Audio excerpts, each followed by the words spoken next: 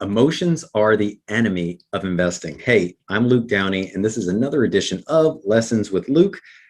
I've been investing for about 20 years, learned some good stuff. Definitely have learned some bad stuff. I just want to make you a better investor. So if you like this type of commentary, make sure to like, subscribe to our YouTube channel. Emotions, that is the biggest enemy to long-term investors of anything, okay? People constantly are worried when things go down and they feel good when things go up. It looks just like this chart over here. That's kind of like the feels index, right? So oftentimes we are programmed to feel good when prices are going up and feel bad when prices are going down. It's human. But the problem is, and the rub is you don't want to be making boneheaded decisions when the going gets tough, because oftentimes what you do when the fire is hottest determines how you're going to perform over the long term, right? I mean, I've been holding tons and tons of stocks in multiple sectors over years, right? If I was worried about my energy stocks last year and would have sold them, or my retail names, I'd be a little upset because some of those are the best performers right now. I've just learned over time, you got to sit on your hands and let stocks do what they do, right? You invest in a company because you're thinking alongside that company over the long term. You believe in what they are doing. And hopefully, as you have learned through some of my other videos, that you do need to focus on quality, right? You want to be focused on companies with good leadership, good earnings, good sales. And then all this stuff, it doesn't even matter. Over the long run, it doesn't even matter, right? The feels index doesn't even matter.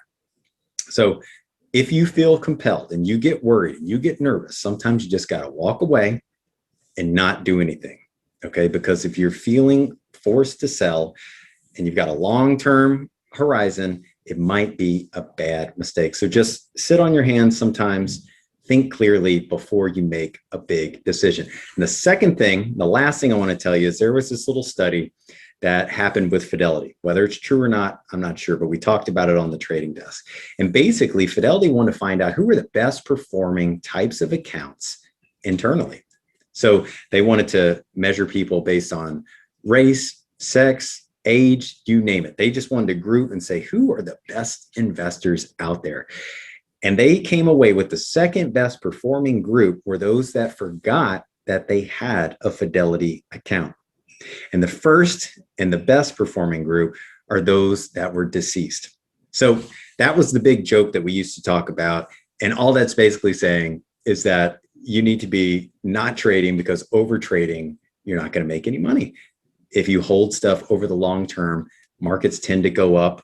The game is skewed to the upside. You tend to make a lot of money. So whether that story is true or not, it should make you stop and think and realize that over the long run, it's hard to lose if you've got a level head.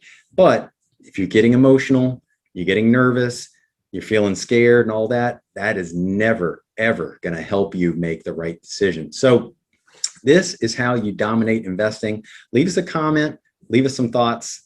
And with that, have a great week.